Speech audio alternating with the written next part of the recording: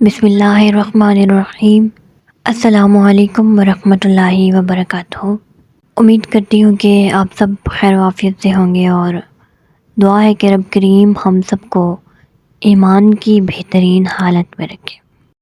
آج ہم لوگ بات کریں گے نبی کریم صلی اللہ علیہ وآلہ وسلم کی شفقت و رحمت۔ تو دوستو، قرآن کریم میں بہت سی ایسی آیات ہیں جن میں سرور عالم کی صفت جلیلہ کو بیان کیا گیا ہے، اور غالباً آپ لوگوں نے سن بھی رکھی ہوں گی، لیکن پھر سے یاد تازہ کرنے کے لیے ایک دو آیتیں پیش کروں گی اور کچھ واقعات آپ لوگ ساتھ شیئر کروں گی۔ ارشاد خداوندی ہے، عزیز علیہ ما عنتم حریص علیکم بالمؤمنین رؤوف الرحیم۔ سورۃ الواقعہ کی آیت مبارکہ ہے کہ گرا گزرتا ہے آپ پر تمہارا مشقت میں مبتلا ہونا، وہ بہت ہی خواہش مند ہیں تمہاری بھلائی کے، مومنوں کے ساتھ بڑی مہربانی فرمانے والے اور ہمیشہ رحم فرمانے والے ہیں۔ سورۃ توبہ کی 128 آیت مبارکہ ہے، وما ارسلناک الا رحمۃ للعالمین،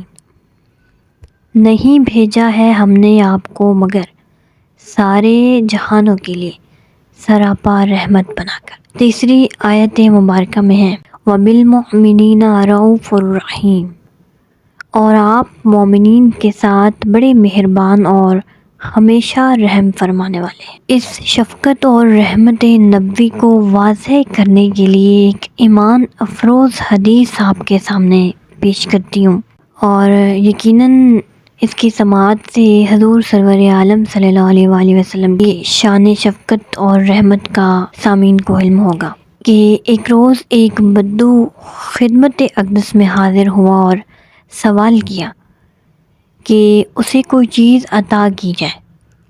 سرور عالم صلی اللہ علیہ وآلہ وسلم نے اس وقت جو میسر تھا اسے دے دیا اور پوچھا، کیا میں نے تیرے ساتھ کوئی احسان کیا ہے؟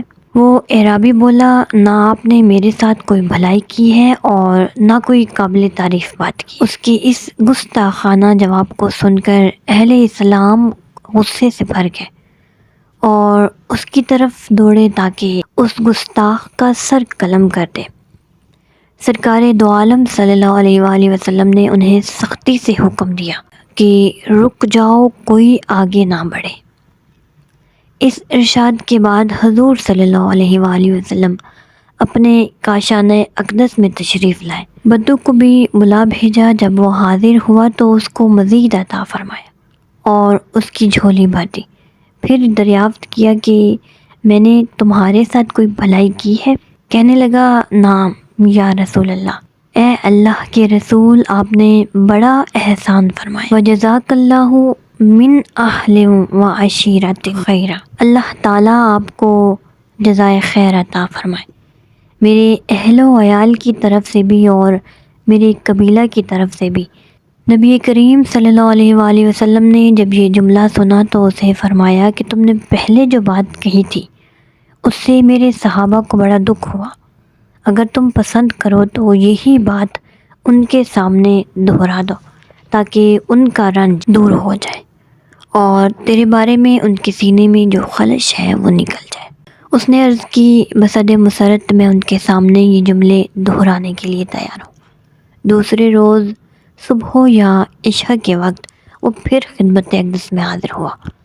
رحمت عالم صلی اللہ علیہ وآلہ وسلم نے اپنے صحابہ کو مخاطب کرتے ہوئے فرمایا، اس اعرابی نے جو کل بات کہی تھی اور تم نے سنی، پھر ہم نے اس کو مزید عطا فرمایا اور اس کی جھولی بھر دی، تو اس نے بتایا کہ وہ اب راضی ہو گیا ہے۔ حضور صلی اللہ علیہ وآلہ وسلم نے اب اس اعرابی کو مخاطب کرتے ہوئے فرمایا کہ کیا یہ بات ٹھیک ہے کہ تم راضی ہو گئے ہو؟ اس نے کہا، نعم میں راضی ہوں، جزاک اللہ من اہل و عشیرت خیرا، اللہ تعالیٰ میرے اہل و عیال اور قبیلہ کی طرف سے حضور صلی اللہ علیہ وآلہ وسلم کو جزائے خیر عطا فرمائے۔ یہ جو آپ نے عطا فرمایا ہے یہ ان کے فقر و افلاس کو دور کر دے گا۔ اس کے بعد نور مجسم رحمت عالم صلی اللہ علیہ وآلہ وسلم نے اس تعلق کی وضاحت کی جو حضور صلی اللہ علیہ وآلہ وسلم کا اپنے امتیوں کے ساتھ ہے، جس میں حریص علیکم کی صفت جلیلہ کے جلوے نمایاں ہو رہے ہیں۔ سرور عالم صلی اللہ علیہ وآلہ وسلم نے حاضرین کی طرف توجہ فرماتے ہوئے ارشاد فرمایا، میری اور تمہاری مثال ایسی ہے جیسے کسی شخص کی اونٹنی بھاگ نکلے، لوگ اس کو پکڑنے کے لیے اس کے پیچھے دوڑنے لگے، وہ لوگوں کے پاؤں کی آہٹ سن کر اور زیادہ تیزی سے بھاگنا شروع کرے۔ اسی اثناء میں اس کا مالک آ جائے تو وہ تعاقب کرنے والوں کو بلند آواز سے کہے گا، میرے درمیان اور میری اونٹنی کے درمیان رکاوٹ نہ بنو، درمیان سے ہٹ جاؤ اور اس کا تعاقب نہ کرو، میں تم سے زیادہ اپنی اونٹنی کا مزاج شناس ہوں اور اس کے ساتھ نرمی کرنے والا ہوں۔ اس کی بات سن کر تمام لوگ رک گئے۔ اس نے اپنے دامن میں سبز چارہ ڈالا اور اونٹنی کی طرف بڑھا۔ اونٹنی اپنے مالک کی جب مانوس آواز سنی، اس نے مڑ کر دیکھا، اس کا مالک اپنی جھولی میں سبز چارہ لیے دوڑا آ رہا ہے۔ وہ اونٹنی رک گئی اور جہاں اس کا مالک تھا اسی طرف جانے لگی۔ مالک نے اس کی نکیل پکڑ لی، اسے بیٹھنے کا اشارہ کیا، وہ بیٹھ گئی، پھر اپنا کجاوا اس پر کس کر باندھا اور اس پر سوار ہو گیا۔ یہ مثال بیان کرنے کے بعد آپ علیہ الصلوۃ والسلام نے فرمایا کہ کل اس شخص نے جو گستاخانہ بات کی تھی اور تم اس کو قتل کرنے کے لیے دوڑے تھے، اگر میں درمیان میں رکاوٹ نہ بنتا اور تم اس کو قتل کر دیتے تو اس کا ٹھکانہ جہنم ہوتا۔ میں نے اس کو اپنے حکیمانہ انداز سے بارگاہ رسالت کی تعظیم اور ادب کو ملحوظ رکھنے کی طرف رہنمائی کی، وہ جہنم سے بچ گیا اور اللہ تعالیٰ کی رحمت کا مستحق قرار پایا۔ تو اس سے یہ معلوم ہوتا ہے کہ ہم لوگ جو امتی ہیں اور اس کے باوجود احکام الہی کی خلاف ورزیاں کرتے رہتے ہیں، ہماری مثال اس بھاگنے والی اونٹنی کی ہے۔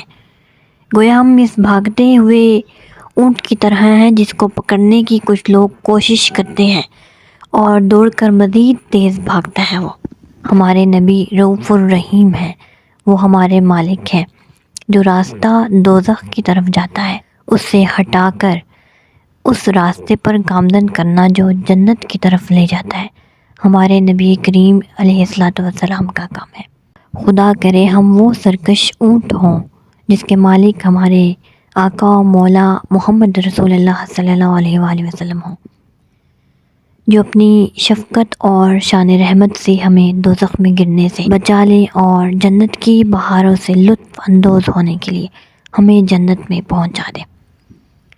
اپنی امت کے ساتھ حضور علیہ الصلوۃ والسلام کی شفقت کا یہ عالم تھا کہ ایسے احکام کی بجا آوری کا انہیں مکلف نہیں بنایا کرتے تھے جو ان پر گرا گزرتے ہوں، اور یہ رحمت صرف اپنوں تک ہی محدود نہ تھی، صرف انسان ہی اس چشمہ رحمت اور شفقت سے سیراب نہیں ہوا کرتے، بلکہ پرندوں اور دیگر حیوانات پر بھی حضور علیہ الصلوۃ والسلام کا ابر شفقت یوں ہی برسا کرتا تھا۔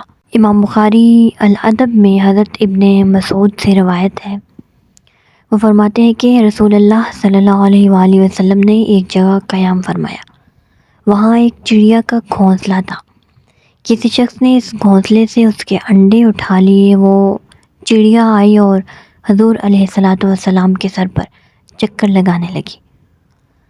حضور صلی اللہ علیہ وآلہ وسلم نے صحابہ سے پوچھا کس نے اس کے انڈے اٹھا کر اسے تکلیف پہنچائی ہے؟ ایک صحابی نے عرض کی، انا یا رسول اللہ صلی اللہ علیہ وآلہ وسلم، انڈے میں نے اٹھائے ہیں۔ حضور علیہ الصلوۃ والسلام نے فرمایا، جاؤ اور اس کے انڈے اس کے گھونسلے میں رکھ دو۔ تو یہ نبی کریم صلی اللہ علیہ وآلہ وسلم کی رحمت و شفقت جو خلق خدا کے لیے تھی۔